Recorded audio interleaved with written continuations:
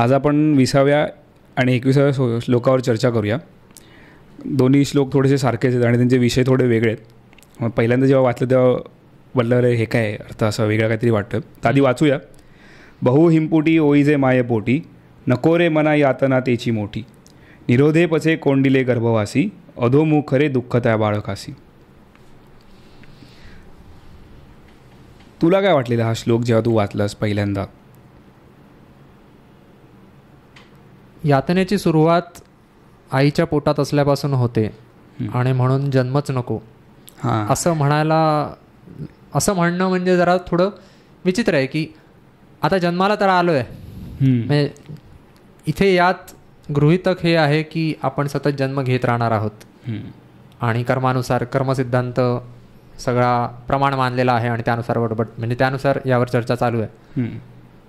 पण कोणाच ठाऊक तसं आहे की नाही. आपण आपलं जगताना आपलं मानून चाललो आहे कारण भारतात जन्मलो आहे, हिंदू आहोत आणि हे सगळं वाचलं आहे आणि आपल्याला सांगितलेलं आहे की बाबा तुझ्या कर्मानुसार तुझा पुनर्जन्म होत राहतो आणि तू कधी घेणार नाही वगैरे ठरतं आणि मग काहीच उरलं नाही तुझं तर तुला मोक्ष मिळतो.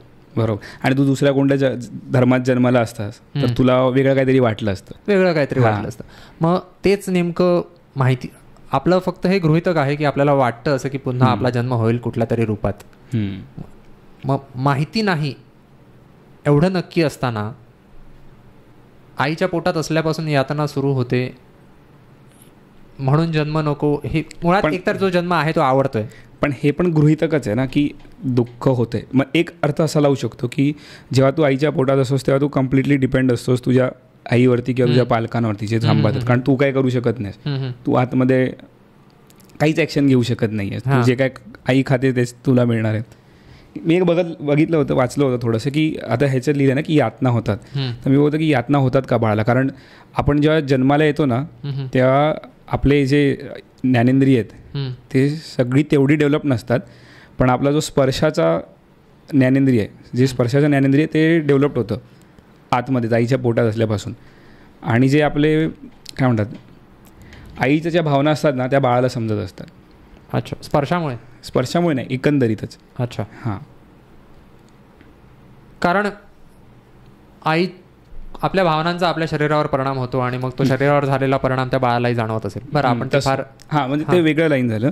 पण मला बघायचं होतं की वेदना होतात का वगैरे, तर त्यावेळी की आईला जर वेदना होत असेल तर ते बाळाला थोडं जाणवत असतं असं होतं. अच्छा, मग ते होतं. आणि ठीक आहे, आपण मागे एका श्लोकात चर्चा केली होती जेव्हा दुःखावरचे श्लोक चालू होते, त्याच्यात हे होतं, त्याच्यात त्यांनी स्वतः सांगितलं होतं की शोक धरून बसू नका, आहे तो सोडून द्या, झालाय तो झालाय. ठीक आहे, प्रार्थना करतो माणूस की बाबा मला मोक्ष हवा आहे, पण मला नाही ती प्रार्थना करावीशी वाटत. मला जर माझ्या मनात कल्पना अशी आहे की जर पुनर्जन्म खरोखर असेल, आहे की नाही मला माहीत नाही, पण जर असेल तर मला घ्यायचं आहे तुर्तास तरी. मला असं वाटतं कारण तुझा आताचा जन्म छान आहे, म्हणजे छान आहे असं चालू आहे. अर्थात याची मला कल्पना आहे की अनेकांचं आयुष्य फारच खडतर असतं आणि अगदीच वाईट असतं. बरोबर. पण माझ्या मनात जी एक कल्पना आहे पुनर्जन्माची, विशेषतः मी जेव्हा आत्मन आणि ब्रह्मन या संकल्पनांचा विचार केलेला आहे की आपण त्याविषयी बोललो आहे की आत्मन म्हणजे जर ब्रह्मन म्हणजे समुद्र असेल तर आत्मन त्या समुद्रातला एक थेंब आहे आणि तो त्याच्यापेक्षा वेगळा नाही आहे. याचा अर्थ जर पुनर्जन्म घ्यायचा असेल तर मी एकच आत्मा आहे जो वेगवेगळ्या जन्मांमध्ये वेगवेगळ्या वेळी, म्हणजे जेवढे आत्तापर्यंत जे जन्म होऊन गेलेले आहेत, जेवढे आहेत आणि जेवढे होणार आहेत, ते सगळे एकाच कुठल्या तरी आत्म्याला त्या कधीतरी मी तुझ्या जन्मात असेल, कधीतरी मी आता या माझ्या जन्मात आहे. याचा अर्थ मी ज्या कोणाला या आयुष्यात त्रास देईन, कधीतरी मी त्याच्या आयुष्यात तो त्रास भोगायला जाईन. मला कधीतरी प्रश्न पडायचा की हा पुनर्जन्म होतो म्हणजे आत्मा टाईम ट्रॅव्हल वगैरे करू शकतो का?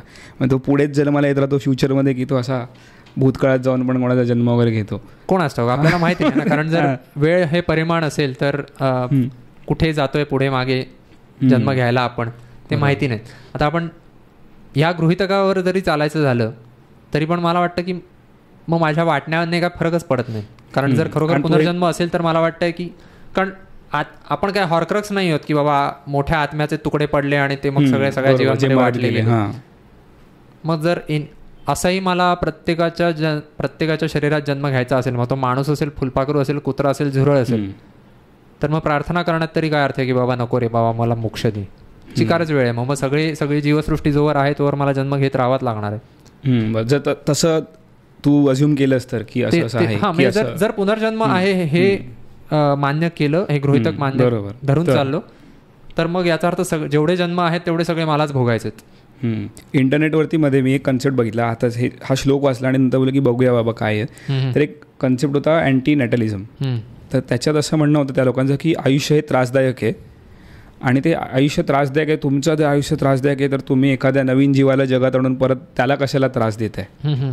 तुम्ही त्याची परमिशन घेतली आहे का? म्हणजे तुम्ही तुमच्या बाळाची परमिशन घेतली आहे की तुम्ही त्याला जन्माला आणू देत आहे, की हे तुला आम्ही जन्माला घालू का? मला काहीतरी हास्यास्पद वाटतंय, पण तसं होतं की तुम्ही जर जीवन हे त्रासदायक आहे तर तुम्ही नवीन जीव जन्माला आणू नका. आणि जर नवीन जीव कोण जन्माला आलत नाही तर हळूहळू करून असे जीव येणारच नाहीत आणि मग कोणाला त्रास होणारच नाही. पण बोललं की ह्याने फक्त तू माणसाला थांबवू शकतो जन्माला येण्यापासून. तुझा पुनर्जन्म होत असेल तर तू झाड फुलपाखरू, जसं तू मगाशी म्हणाला की तू कोणत्याही जन्मात बाकीच्या जन्मात येशील, तू बॅक्टेरिया बनून येशील, तू त्याला काय थांबवू शकणार नाही. मग तू असं आहे की तू एकदम जोपर्यंत विश्वाचा नाश करत नाहीस, आणि ते पण शक्य नाही कारण आपण पृथ्वीवरती आहोत.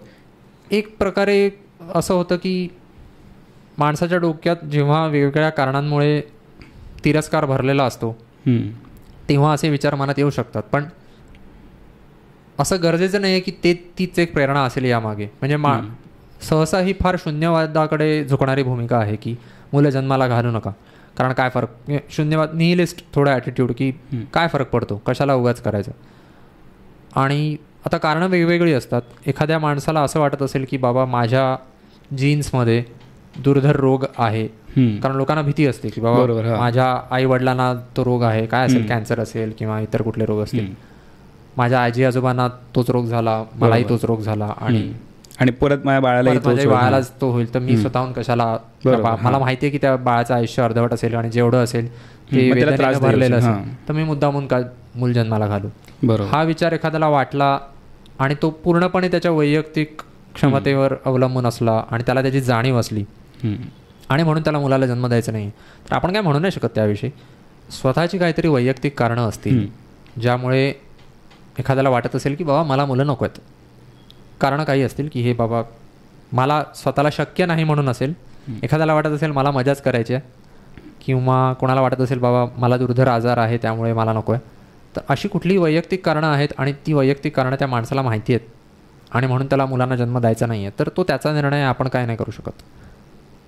पण अख्ख्या जगाला ज्ञान पाजळणं, अख्ख्या जगाला पाजणं की सांगणं की नाही मुलांना जन्म देणं चुकीचं आहे, कारण तुम्ही मुलांना अशा जगात आणता जे जग अन्यायाने भरलेलं आहे आणि इकडे सगळं वाईटच आहे आणि पर्यावरणाचा नाश होतो आहे आणि आपण नाश करायचा आणि मग खराब झालेलं पर्यावरण आपल्या मुलांना द्यायचं, याला काय अर्थ आहे, त्यापेक्षा मुलांना जन्म देऊ नका.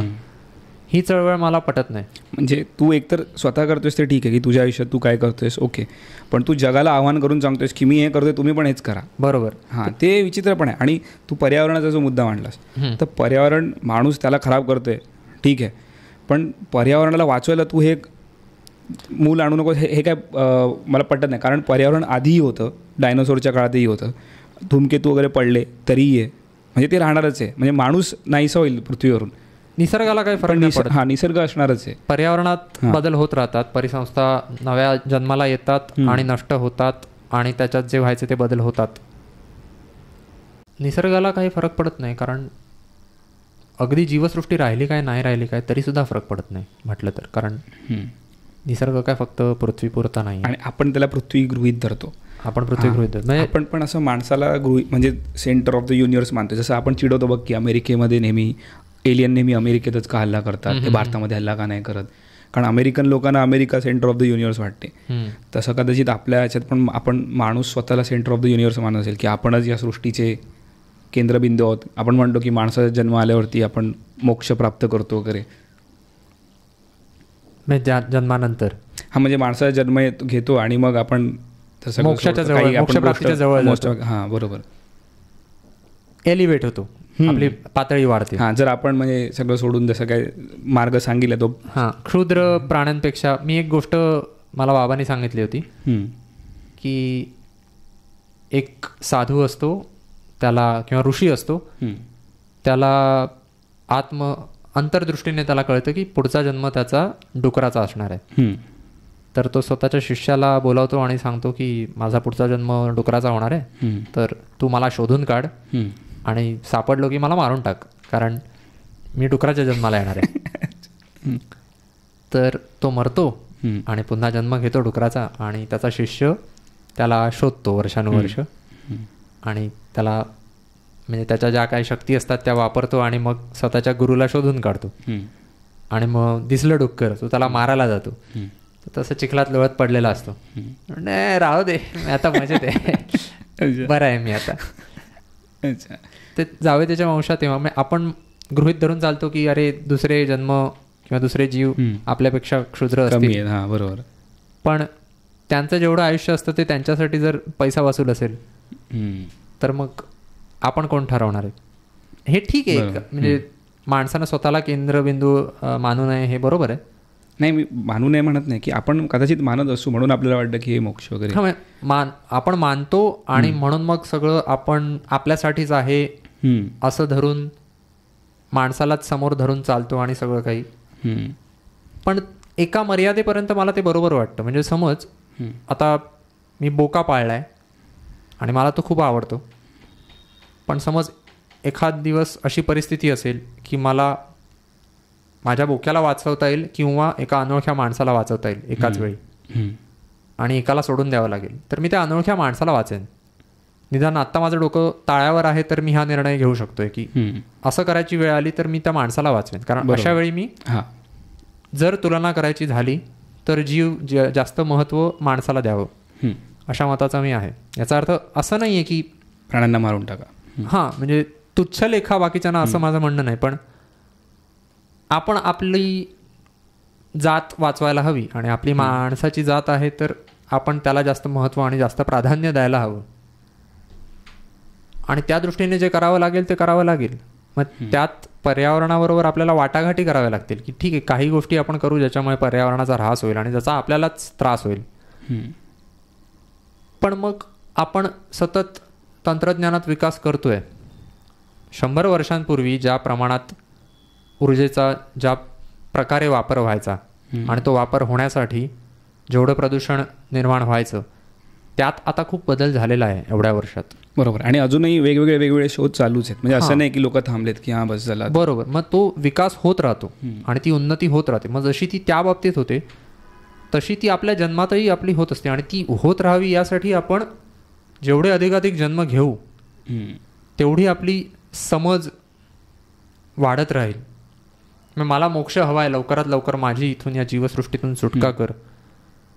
पण मग काहीतरी जर खरोखर हे असेल तर त्याचं काहीतरी कारण असेल की बाबा मी सतत जन्म का घेतोय, कारण त्यातनं मला काहीतरी शिकायचं असेल.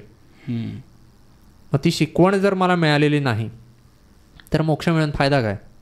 मग हा सगळा आटापेटा करून उपयोग काय? त्यामुळे मला हे थोडं पटणं कठीण जातं की मला नको आहे ती यातना. कारण यातना मिळाल्याशिवाय आपल्याला म्हणजे दुःख मिळाल्याशिवाय सुखाचं महत्त्व आपल्याला कसं कळणार? एक ना ओल्ड गार्ड म्हणून पिक्चर बघितलेला चित्रपट होता, नेटफ्लिक्स की कोणत्या तरी OTT प्लॅटफॉर्मवरती. अच्छा. तर त्याच्यात होतं की ती लोक अमर असतात आणि मग शेवटी ते कंटाळतात जगून जगून. कारण असं होतं की त्यांची जी पुढची पिढी येते ती मरत असते आणि मग ते आपल्या मुलांना आपल्या नातवंडांना डोळ्यासमोर मरताना बघतात. अच्छा. आणि मग फक्त एकच पिढी जगते व्यवस्थित? नाही, फक्त तीच माणसं जगत असतात. म्हणजे काही सिलेक्टेड माणसं असतात, त्यांचा ग्रुप असतो, ते नातेवाईक नसतात एकमेकांचे. अच्छा. पण ते जगत असतात, ते एकमेकांना शोधून काढतात की अरे हा पण अमर आहे, हा पण अमर आहे. अच्छा. मग ते लागलं की त्यांना पटकन बरं होत असतं. ओके. हां, पण त्यांची पुढची जे मुलं वगैरे जन्माला येतात ती तशी नसतात, ती नॉर्मल माणसं असतात. आणि मग त्याच्यात त्यांनी दाखवलं की आपला मेंदू जसं जसं आपण मोठे होत जातो बघ तसं आपल्या कधी आजी आजोबा बघशील तर ते विसरतात गोष्टी, खूप जुन्या गोष्टी विसरतात किंवा असं. तर तो मेंदू काय करतो, जे आपल्याला लक्षात ठेवायचं असं तेच लक्षात ठेवतो. बरोबर. हां, कारण ती काय लिमिटेड मेमरी आहे, असं काय अनलिमिटेड नाही आहे. तर त्यामुळे त्यांनी दाखवलं की त्यांची मेमरी मिटत जात असते. जे जगतात ते म्हणजे त्यांना 1000 वर्षापूर्वीचं काय आठवत नसतं, त्यांना मोजक्याच गोष्टी आठवत असतात ठराविक. पण त्यांना हे लक्षात असतं की आपण 1000 वर्षांपासून. हां, त्यांना हे लक्षात असतं कारण ते त्यांच्याबद्दल लिहिलं गेलं असतं, बाकीचे लोक लिहित असतात. अच्छा. हां, आणि मग ते वेगवेगळ्या नावाने वगैरे ओळखले जात असतात. पण त्यांनी दाखवलं की काही काही लोक त्यांच्यातले कंटाळले असतात की अरे आता मरू दे मला असं. ते पायरट्स ऑफ द करेबियन सिनेमात पण असं आहे ना की ते त्यांना तो त्या खजिन्याचा शाप लागलेला असतो आणि त्यामुळे ते जगत असतात. पण त्याच्यात तरी दाखवले की त्यांना उपभोग घेता येत नसतो कोणत्याच गोष्टीचा. म्हणजे ते पाणी पित असतात, दारू बिरू पितात, त्यांना उपभोग घेतात, ह्याच्यात उपभोग येत असतो. पण हे कंटाळले असतात उपभोग घेऊन. पण ह्यांना असतं की बाबा बस झालं, असं झालं असतं. एका अर्थी तसंच होईल, कारण तू जर वर्षानुवर्ष जगत राहिलास, नको तेवढी वर्ष, जेवढा काळ माणसानं जगणं अपेक्षित आहे त्याच्यापेक्षा जास्त काळ जर तू जगत राहिलास तर तुला कशातही रस वाटणार नाही. कारण तुझ्या आजूबाजूचे सगळे सतत जन्माला येतात आणि मरत आहेत. मग नाही, फक्त तेवढंच नाही, तू समजा वस्तूंचा उपभोग घेत राहिलास तरी सुद्धा हळूहळू त्यातली मजा निघून जाईल ना. तू किती खाणार किंवा आपण बडबडत असतो ते.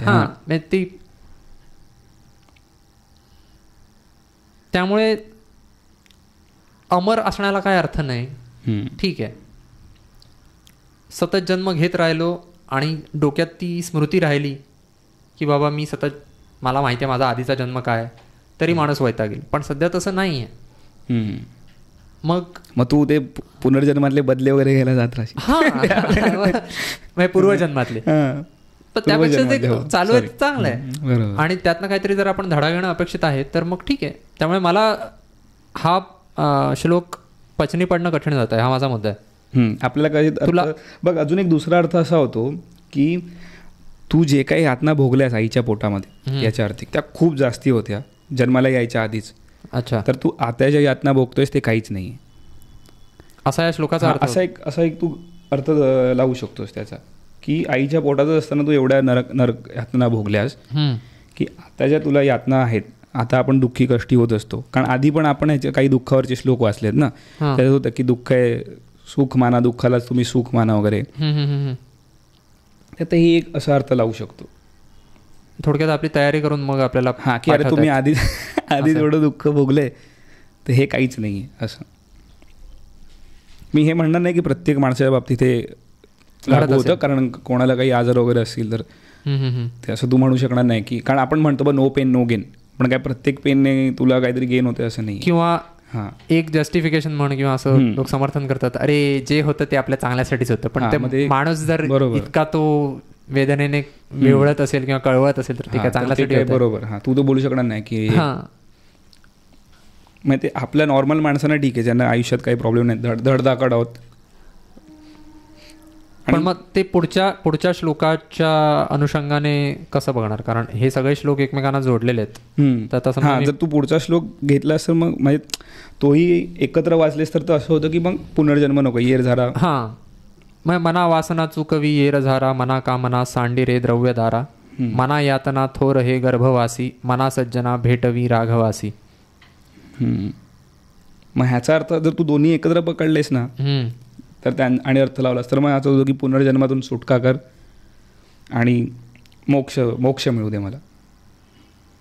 सतत मला कुठल्या ना कुठल्या इच्छा होत राहत आहेत आणि इच्छांमुळे म्हण किंवा इतर कारणांमुळे म्हण मला यातना भोगाव्या लागत आहेत.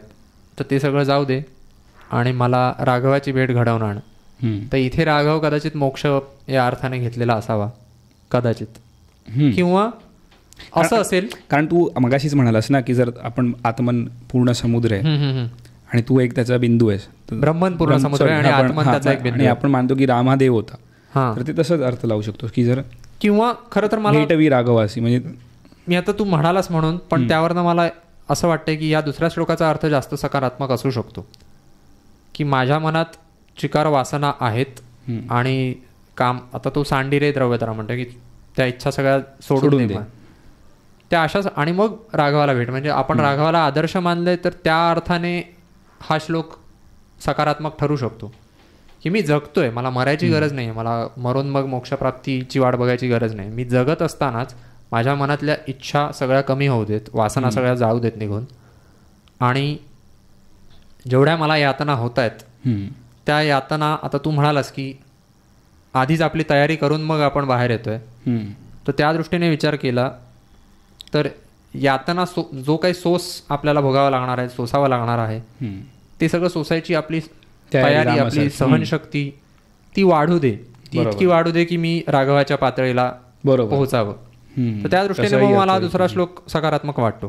कारण आधी माझ्या डोक्यात पूर्ण वेळ भरलेलं होतं की का मला जगायचं, काय हरकत आहे. मला माहिती नाही मोक्षप्राप्ती मिळाल्यानंतर काय असेल. आता तो आणि ते आहे की नाही हे माहित नाही, तू काही गॅरंटेड नाहीस की खरं तर हे उदाहरण देऊ नये, पण आता ते अव्हेंजर्स मधला डॉक्टर स्ट्रेंजचं उदाहरण आहे की त्याचा जो विलन आहे, त्याचा खलनायक आहे, त्याचं काय असतं नाव, कोणतं, डोरामामू डोरामामूच असतं ना तो परग्रहावरचा, ज्याच्याकडे वेळ नसतो, म्हणजे वेळ ही संकल्पना त्याच्या जगात नसते.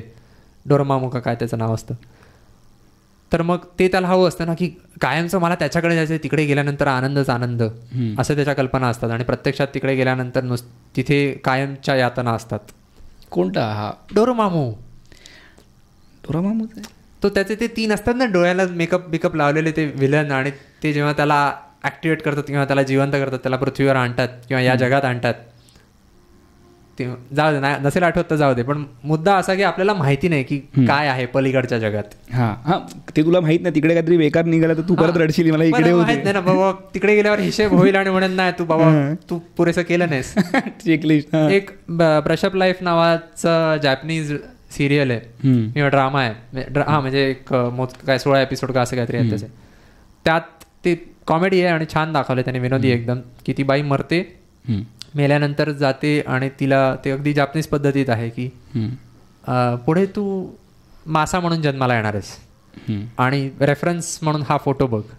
तर तो हॉटेलातला असा कापून ठेवलेला हॉटेलमधली डिश दाखवत होती. म्हणजे हा का दाखवलाय, खरा मासा का नाही दाखवला मला, म्हणजे माझी हेच होणार आहे, माझ्या वाट्याला हेच येणार आहे असं का दाखवतोस.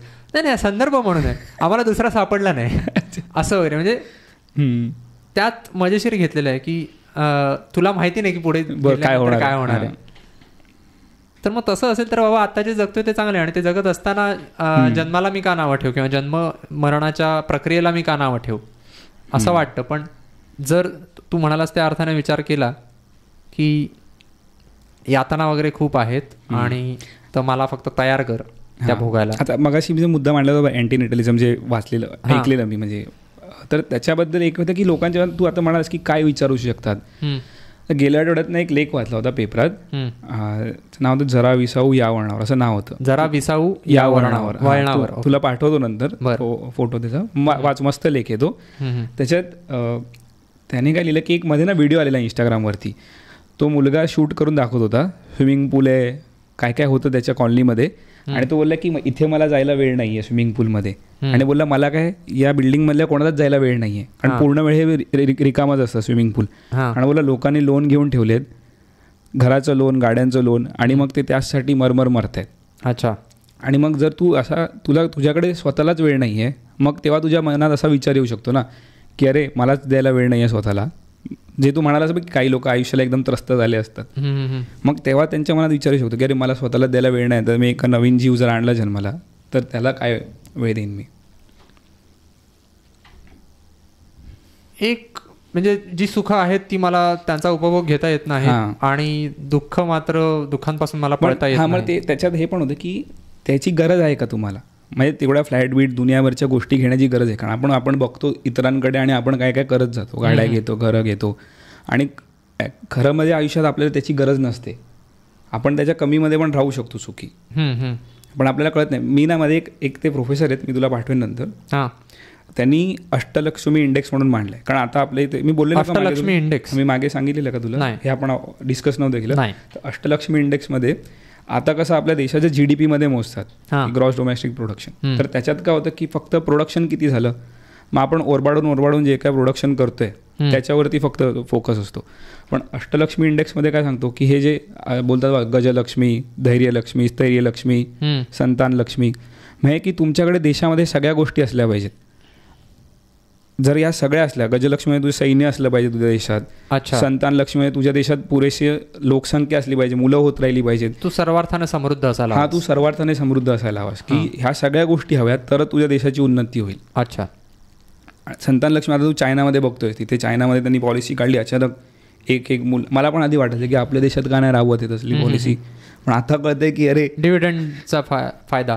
पण आता आपला जन्मदर सुद्धा झपाट्यानं खाली होतोय. हो. आणि त्याची कारणं आता एकीकडे म्हणतात की शिक्षणामुळे ते होतं, आणि ठीक आहे तो एक घटक आहे, पण विशेषतः नॉर्थ साऊथ उत्तर भारतात जास्त मुलं असतात, दक्षिण भारतात नाही, कारण दक्षिण भारतात शिक्षण जास्त आहे वगैरे.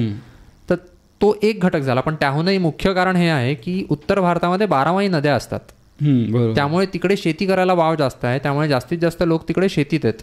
तुला कामगार लागतात आणि मग तुला कामगार लागतात आणि फॅमिलीज फ्री लेबर, त्यामुळे लोक जास्त मुलांना जन्म देतात. आणि आपल्याकडे पठार आहे, आपल्याकडे 12माही नद्या नसतात, बरोबर, त्यामुळे लोक इतर व्यवसायांमध्ये शिरतात आणि शहरांकडे वळतात. मग शहरांकडे एकदा तुम्ही गेलात की आपोआप मुलं कमी होतात, कारण शहरामध्ये तुला एवढंच कॉस्टच एवढी आहे, तुझे खर्च एवढा आहे की मुलं सांभाळायचा. मग खर्च नको म्हणून, आणि लोक असंही करतात की खरं तर मुलं हवी असतात पण शक्य नाही आहेत, बरोबर, म्हणून मग स्वतःच्या आयुष्याचं कसं तरी समर्थन करायला हवं, त्या दृष्टीने अँटीनेटलिझमकडे वळू शकतात. पण मला एक पटतं की मुलं खेळणं नसतं. बऱ्याचदा लोक नवरा आणि बायकोमध्ये नातं चांगलं नसतं, नीट नसतं, आणि त्यांना वाटतं आपल्यातला ग्लू, आपल्यातला चिकटवून ठेवणारं किंवा आपल्याला धरून ठेवणारं एक काहीतरी असायला हवं, म्हणून आपण मुलांना जन्म देऊया. किंवा फक्त मला मूल हवं आहे आणि म्हणून मुलाला जन्म द्यायचा. अरे पण मुलावर अवलंबून राहून आपण आपली ओळख निर्माण करता कामा नये. बरोबर. अशा वेळेला आई वडील परजीवी होऊ शकतात. आणि काही वेळेला मुलासाठीच सगळं काय करायचं. आणि काही वेळेला असं होतं की लग्न झाल्यावर लोकांना वाटतं की आता आपल्याला लायसन्स मिळालं, मुलं होऊ द्यायचं. हां, पण मुलं झाल्यावरती संगोपन कसं करायचं याची ट्रेनिंग नसते. म्हणजे ॲक्च्युली ह्या गोष्टी आहेत की लोक काय म्हणतात, जे सेशन्स असतात की मुलांना कसं वाढवावं, पण लोक किती जातात माहीत नाही, कारण प्रत्येकाला वाटतं अरे आपलं मुलगा आपण सांभाळू. आपल्या शाळेत एक आहे सुजाण पालकत्व म्हणून. अच्छा. होतं, त्याचे सेशन्स होत असतात आपल्याकडे. हां, म्हणजे मुलांना कसं सांभाळावं, कसं वागवावं, काय शिकवावं, या गोष्टी. ते झालं पाहिजे खरं तर. आणि मी आधी हा विचार करायचो की कदाचित असा एक लायसन्स ठेवलं तर की सरकार येऊन टेस्ट करेल की तुम्ही लायकीचे आहात की नाही मुलांना जन्म देण्यात, तुम्हाला आई आणि वडील व्हायला तुम्ही पात्र आहात की नाही. पण मग त्याच्यात प्रॉब्लेम आहे रे, कारण मग गव्हर्नमेंट म्हणजे जिथे तू चांगल्या गोष्टीसाठी करायला, मला आधी वाटायचं की असं करायला हवं, पण माझ्या लक्षात आलं की ह्याचा गैरवापर खूप चटकन होऊ शकतो. कारण युरोपात माणसं मला मतं देत नाहीत त्यांना लायसन्स द्यायचं नाही वगैरे असा प्रकार आरामात होऊ शकतो. आणि युरोपात पण होतात ना या गोष्टी, मध्ये आलेलं किती लोक रडत असतात की आम्हाला आमची मुलं घेऊन गेले. हां, तिथे आपल्याकडचे भारतीय पद्धतीने वाढवत असतात मुलं, फटके मारतात वगैरे असं नाही, पण तिथे आहे मुलांना ओरडायचं नाही वगैरे असे पण नियम आहेत. पण आपल्याकडे लहान मुलांना तिकडे ती पद्धत अशी पण आहे ना की लहान मुलांना खूप लहान असल्यापासूनच ते वेगळ्या खोलीत झोपवतात. आणि आपल्याकडे ती पद्धत नाही. आपल्याकडे मुलांना मुलं बराच काळ आईवडिलांबरोबर झोपतात, म्हणजे बऱ्याच वयापर्यंत.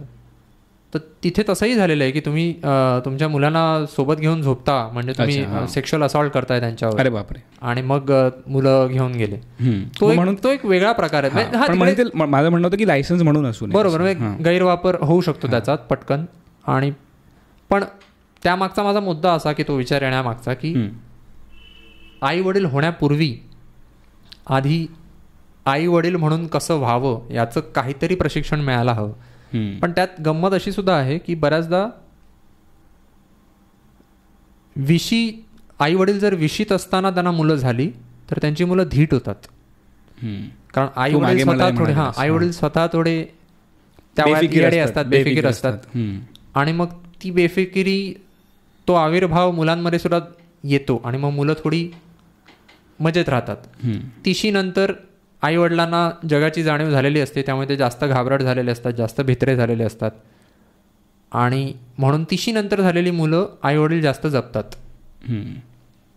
बऱ्याचदा मग मोठी भावंड असं धाकट्याचे सगळे लाड होतात, माझं काय होत नाही असं पण कधी कधी होतं.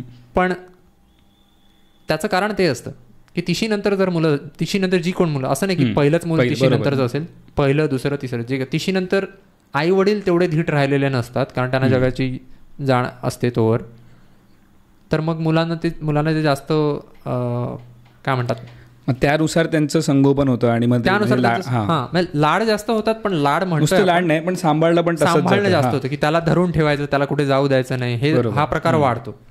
आणि मग त्यामुळे तिशीनंतर जन्माला आलेली, म्हणजे आई वडील तिशीनंतर ज्या मुलांना जन्म देतात ती मुलं तेवढी धीट होत नाहीत. असा एक काय म्हणूया सर्वेक्षण आहे म्हण किंवा तसं साधारण निरीक्षण दिसून येतं. आणि अँटीनेटलिझमच्या बाबतीत आणखीन एक सुद्धा आपल्याला आपण यावर चर्चा केलेली होती, म्हणजे या श्लोकाच्या संदर्भाने नाही पण मुलं नकोत या संदर्भाने, की मी जर मुलांना जन्म दिला तर त्यांना खूप यातना होतील वगैरे वगैरे, पण कारण जग वाईट आहे अमुक तमुक. पण जर अधिकाधिक लोकांनी मुलांना जन्म दिला नाही तर पुढची पिढी संख्येने कमी आहे म्हटल्यानंतर 20 वर्षांनी 30 वर्षांनी 40 वर्षांनी म्हाताऱ्या लोकांची संख्या जास्त असेल जगात सगळीकडे, जिथे जिथे जन्मदर खाली आहे. आणि हे बघ, जर तू भारताने ठरवलं की हे करायचं तर असं नाही होणार की भारताचा फायदा होईल. दुसऱ्या देशातले जे लोक असतील ना, आता जसं युरोपात होतंय की युरोपातली संख्या कमी झाली तर त्यांना बाहेरून लोक बोलवायला लागले. त्यांनी ती लोक बोलवले, पण आता होतंय काय, त्या लोकांना त्रास होतोय. जी युरोपातली पिढी आहे, आधीची पण पिढी आणि त्यांची जी मुलं आहेत त्यांना पण ते पण त्रस्त झालेत त्यांना, की अरे हे काय आमची संस्कृती गेली सगळी, निघून गेली.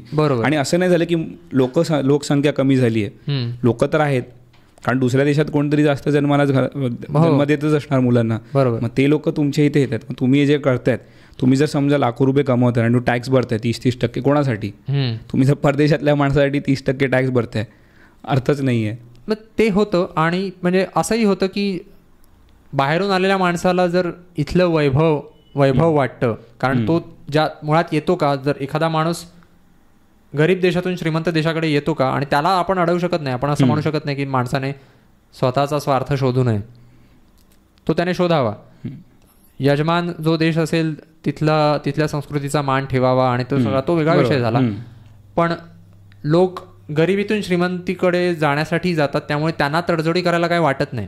म्हणतील मी माझ्या देशात 2-4 मुलांना जन्म देत होतो, तर इकडे मी 6 आणि 8 मुलांना जन्म द्यायला का लाजू? बरोबर, कारण इथे तर माझी परिस्थिती आणखीन जास्त चांगली आहे. असं होऊ शकतं. त्यामुळे खरोखर आपण आपलं वैभव वाढवून ठेवायचं आणि मुलांना जन्म द्यायचा नाही, आणि मग त्या वैभवाचा उपभोग घ्यायचा कोणी? तो बाहेरून आलेला माणूसच घेणार, आणि बाहेरून आलेला माणूस आपल्यासाठी चांगला असेलच असं नाही. बरोबर. म्हणून आता आपण याचा अक्षरशः अर्थ काढला तर अँटीनेटलिझमकडे विषय वळतो की मुलांना जन्म देऊ नये कारण यातना होतात वगैरे. पण फक्त प्रार्थनेच्या अर्थाने विचार केला की मला माझ्या यातनेतून लवकर बाहेर पडू दे, म्हणजे मला यातना भोगाव्या लागणार आहेत हे मला माहिती आहे, तर मला माझी मनाची तयारी होऊ दे, मी त्याचा स्वीकार करण्यासाठी माझं मनोबल वाढव, अशी प्रार्थना म्हणून जर या 2 श्लोकांकडे पाहिलं तर मला वाटतं सकारात्मक अर्थ त्यातनं आपण लावू शकतो. पण त्यासाठी कष्ट करावे लागतात आपल्याला, की म्हणजे उघड वाचल्या पहिल्यांदा वाटतं की अरे काय अर्थ आहे, आपल्याला जरा विचार करावा लागतोय त्यावर की अच्छा असा अर्थ असू शकतो. बरोबर. एक मला ह्याचं जाम ती गडबड वाटते कुठल्याही बाबतीत, म्हणजे फक्त या मनाच्या श्लोकांबद्दलच नाही, कुठलेही धर्मग्रंथ म्हण किंवा कुठलेही श्लोक म्हण, उघड म्हणजे जो उथळ अर्थ आपण लावू शकतो तो असा चटकन मनाला पटण्यासारखा नसतो. तर व्यवस्थित बसून डोकं खाजवून विचार करून त्यावर म्हणजे सरळ सोड असं लिहिलं नसतं की हे असं आहे. कारण ह्यांना आपण मागे डिस्कस केलं की हे 4-4 ओळ्यांमध्ये का लिहिलंय, कारण तेव्हा एवढं काही साधन सामग्री नव्हती की तू अख्खेच्या अख्खे पॅराग्राफ छाप. बरोबर 4 ओळी लिहिल्या कोणतरी पानाविनावरती. हे म्हणजे ट्विटर होतं तेव्हा एका अर्थी. कारण काव्य ही माझ्या मते तंत्रज्ञान आहे की तुमच्याकडे साहित्य सामग्री कमी आहे, तू आता सांगतोयस तसंच की साहित्य सामग्री कमी आहे तर थोडक्यात आटपा, थोडक्यात आणि ते रंजकही करा, म्हणून मग ते काव्य. बरोबर. काव्यात बसवायचं जे हवंय ते. पण मग त्यामुळे होतं असं की कारण ट्विटरवर पण तेच होतं, ट्विटरवर लोक आता एक्स आहे पण त्याच्यावर लोक भांडतात का, कारण तुम्ही थोडक्यात काय ते मांडायला जाता आणि त्यामुळे त्याचे अनेक अर्थ निघतात आणि मग त्यावरनं वाद होतात. बरोबर. तर असो, एकंदर आपण प्रयत्न केला, आणि जरी वरवर आपल्याला हे सुरुवातीला असं वाटत होतं, निदान मला तरी वाटत होतं की हे मला पटेल की नाही, शंका आहे. मला पण तसंच वाटलेलं. आणि आपण मागे ठरवलं की समज आपल्याला पुढे जाऊन याचा वेगळा काहीतरी अर्थ सुचला, आपल्या वाचनात आला, तर आपण तो परत मांडू शकतो, परत पुढच्या एपिसोडमध्ये मांडू शकतो. बरोबर. कारण बऱ्याचदा असं होतं सुद्धा, कारण आपण पुढचे श्लोक जेव्हा अभ्यासाला घेतो तेव्हा आपल्याला वाटतं अच्छा त्या श्लोकाचा तो असाही एक अर्थ निघतोय. तर हे होत राहतं. आम्ही काढलेला हा अर्थ आणि आम्ही त्याला जे फाटे फोडलेले आहेत, म्हणजे आता आम्ही जन्म घेताना यातना होतात त्यावरनं आम्ही अँटीनेटलिझमवर गेलो आणि इतरही विषय आम्ही हाताळले की मुलांना जन्म दिला काय नाही दिला काय, जन्मदर कमी झाला देशाचा तर त्याचा किती कोणाला फायदा होतो कोणाचं नुकसान होतं, असे सगळे विषय आम्ही हाताळलेत. तर या विषयांवर तुमचं काय मत आहे ते आम्हाला कळवा. या 2 श्लोकांविषयी आम्ही जी चर्चा केली ती तुम्हाला कशी वाटली ते आम्हाला सांगा. आणि एकंदरीतच आमचा हा जो प्रयत्न सुरू आहे स्वतःला समजून घेण्याचा म्हणा किंवा स्वतःचं मनोबल वाढवण्यासाठी मनाच्या श्लोकांचा आधार घेण्याचा, तो तुम्हाला कसा वाटतो ते सुद्धा तुमच्या प्रतिक्रियांमधून आम्हाला कळवा. आणि आमचा व्हिडिओ आवडला असेल तर लाईक करा, शेअर करा आणि सबस्क्राईब करा. धन्यवाद.